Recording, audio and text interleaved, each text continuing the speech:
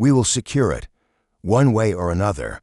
When Donald Trump publicly spoke about Greenland, the world laughed. Late-night shows turned it into comedy. Analysts called it a publicity stunt, a billionaire playing geopolitics. But inside Washington's power circles, no one was laughing.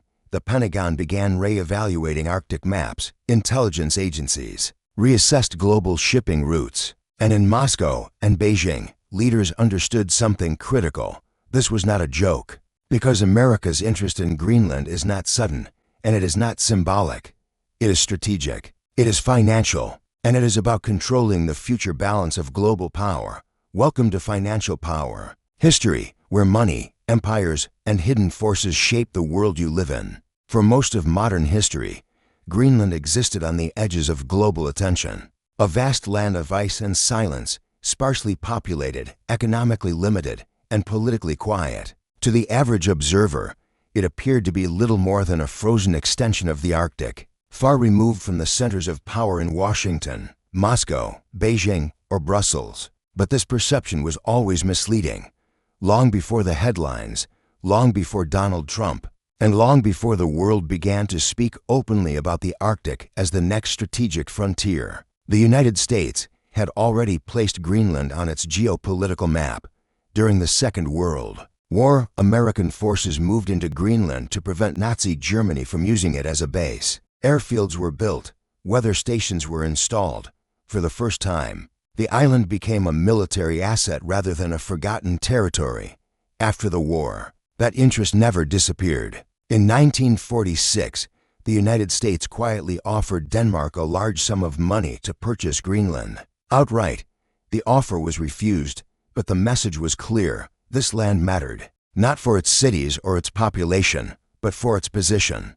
Greenland sits between North America and Europe, directly along the shortest flight paths for aircraft and missiles. In the age of nuclear weapons, this made it a strategic shield and an early warning platform. Yet, as the Cold War faded, Greenland once again slipped out of public focus. The Soviet Union collapsed. Tensions cooled. The Arctic seemed distant, irrelevant, frozen in time. But beneath the ice, the world was changing. Climate patterns were shifting. Ice sheets were thinning. And what had once been permanently locked away began to slowly reveal itself. This is when Greenland's true importance started to re-emerge. Because geography in geopolitics is destiny. And Greenland's geography is unmatched. It sits at the gateway of the Arctic Ocean, between the Atlantic and the polar routes that are now opening due to melting ice. Routes that could shorten global trade by weeks. Routes that could redefine the flow of trillions of dollars in goods. At the same time, global powers began to realize that Greenland was not just a military outpost or a trade shortcut. It was a vault filled with resources the modern world desperately needs. Rare earth minerals for advanced technology, uranium for energy, untapped reserves of oil and gas, materials essential for everything from smartphones to satellites, from electric vehicles to missile systems. For decades, these assets were unreachable, buried beneath kilometers of ice. Now, technology and climate are making access possible, and access changes everything. What was once a frozen backwater is now a strategic prize, a silent giant that could influence the future of energy, defense, and global commerce. And as history has shown again and again, whenever land holds strategic roots, critical resources, and military advantage, it does not remain neutral for long. Greenland, for much of the world, still looks like empty ice, but for those who understand power, it looks like the future. To understand why Greenland has moved from the margins of world politics to the center of strategic planning, one must look beneath its frozen surface. What appears to be an endless desert of ice is, in reality, one of the most resource-rich territories left on Earth. Greenland sits on vast deposits of rare earth elements, the minerals that power the modern world. They are essential for smartphones, wind turbines, electric vehicles, advanced weapons systems, and space technology. Today, the global supply of these materials is heavily dominated by China. This creates a strategic vulnerability for the United States and its allies. Any disruption in access could paralyze industries, weaken military production, and destabilize entire economies. Control over alternative sources is therefore not just an economic goal. It is a matter of national security. Greenland offers one of the largest untapped reserves of these critical minerals. Outside Chinese control, whoever secures reliable access to them gains leverage over the technologies that will define the 21st century. Then there is energy. Beneath Greenland's continental shelf lie potential reserves of oil and natural gas, estimated to be in the billions of barrels, in a world still deeply dependent on fossil fuels. Such reserves represent both immense wealth and immense influence. Energy has always shaped geopolitics. It determined the fate of the Middle East in the 20th century. It fueled the rise of superpowers, and it continues to decide alliances, conflicts, and interventions. As Arctic ice retreats, drilling and exploration become technically and economically feasible. What was once unreachable is now within grasp. This transforms Greenland from a frozen wilderness into a future energy hub. But resources alone do not explain the full picture. The Arctic is becoming a new global highway. Melting ice is opening shipping routes that could connect Asia, Europe, and North America far more efficiently than traditional passages like the Suez Canal or the Panama Canal. These routes could reduce travel time, cut costs, and reshape global trade flows. Whoever controls key points along these paths will have the ability to influence the movement of goods, energy, and military forces. Greenland sits directly along these emerging corridors. It is a natural platform for ports, surveillance systems, and logistical bases. In the coming decades, the Arctic may become as strategically important as the Mediterranean or the South China Sea. This is why major powers are watching Greenland closely. Russia is expanding its Arctic military infrastructure. China is declaring itself a near-Arctic state and investing in polar research and shipping projects. And the United States, long dominant in global sea lanes, cannot afford to be absent from this new theater of competition. What lies beneath Greenland's ice is not just rock and metal. It is influence. It is leverage. It is the raw material of future power. And history teaches a simple lesson. When strategic resources and vital trade routes emerge, competition is inevitable. As Greenland's economic and geographic value rises, it has become a key square on a much larger geopolitical chessboard. The Arctic is no longer a frozen buffer zone between great powers. It is rapidly turning into a front line of strategic competition. For the United States, Greenland represents a critical extension of its northern defense architecture. The island hosts Thule Air Base, one of the most important early warning and missile tracking facilities in the world. From this position, American radar systems monitor potential threats crossing the polar region, the shortest route between North America and Eurasia. In an age of hypersonic weapons and advanced missile technology, minutes of warning time can mean the difference between deterrence and disaster. Russia understands this reality just as clearly. Over the past decade, Moscow has reopened Cold War-era Arctic bases, deployed advanced air defense systems, and increased naval patrols across the polar seas. The Arctic is central to Russia's nuclear deterrence strategy, with submarine routes and launch positions hidden beneath the ice. From the Kremlin's perspective, Greenland is not merely an island.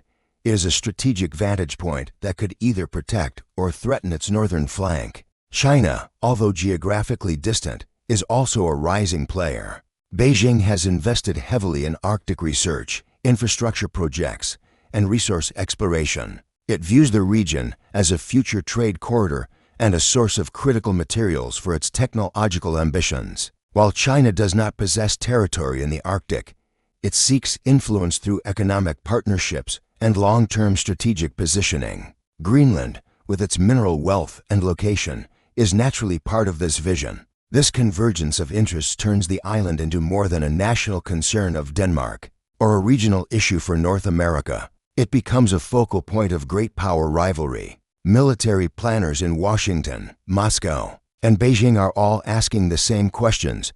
Who will control the airspace? Who will dominate the sea lanes? Who will secure the infrastructure that supports surveillance, logistics, and rapid deployment? In this context, Greenland functions like a giant, unsinkable aircraft carrier. Its airfields, ports, and radar systems provide reach across the Arctic and into the North Atlantic. Control over these assets enhances the ability to project power, protect allies, and deter adversaries. History shows that when strategic locations gain importance, neutrality becomes fragile. Small territories are drawn into the gravitational pull of larger powers. Decisions about basing rights, investments, and security arrangements become matters of global consequence. Greenland, once isolated by ice and distance, now stands at the intersection of military technology, climate change, and great power competition. And on this Arctic chessboard, every move is watched, calculated, and prepared for.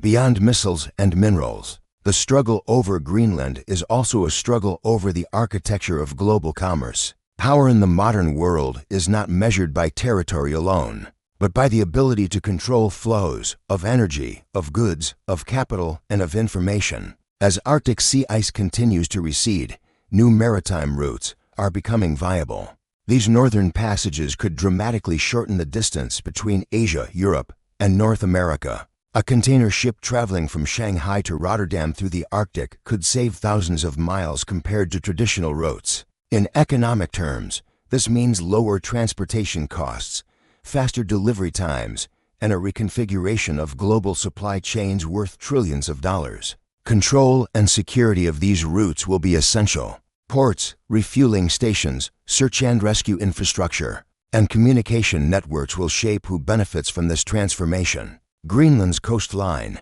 stretching along the Arctic Gateway, places it in a position to host critical nodes of this future trade system. For the United States and its allies, maintaining influence over these emerging corridors is a matter of both economic competitiveness and strategic stability. If rival powers were to dominate Arctic infrastructure, they could gain leverage over trade flows, energy transport, and even undersea data cables that carry the world's digital traffic. Finance and geopolitics are deeply intertwined. Trade routes determine which currencies are used, which financial centers grow, and which nations set the rules of exchange. Historically, control of sea lanes helped establish the dominance of the British pound and later the US dollar. The Arctic's opening raises a fundamental question.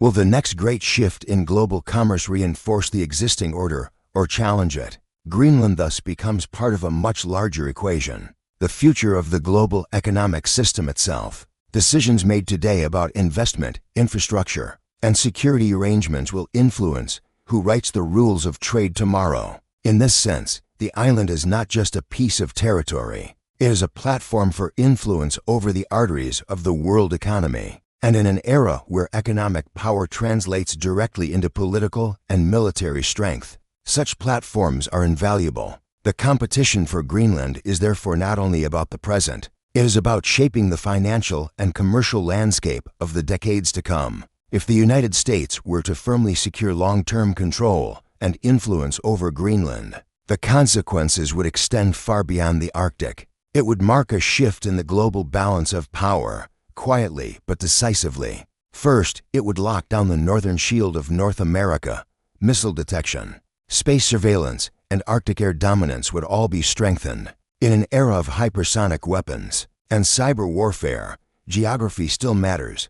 Greenland would become a permanent forward outpost, allowing Washington to see threats before they cross the polar horizon.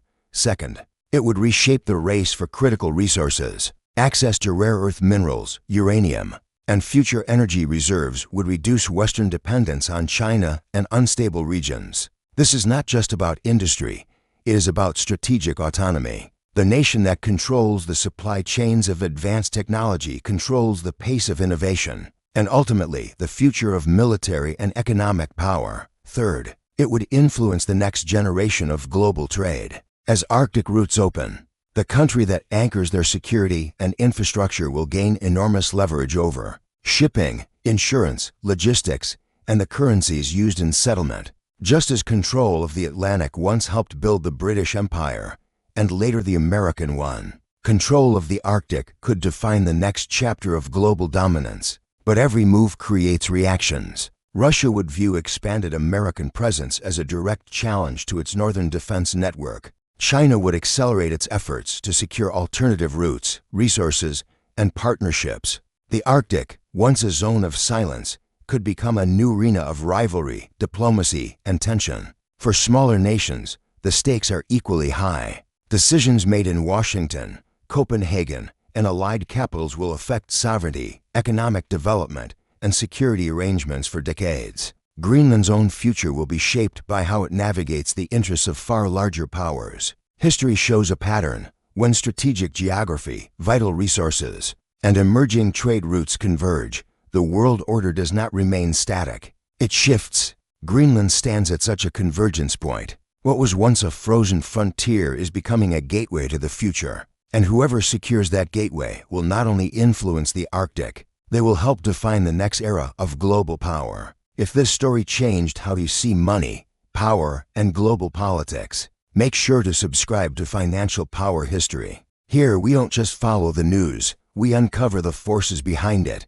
Like the video, share it with someone who wants to understand how the world really works. And stay with us, because every empire has a past, and every future is being shaped right now.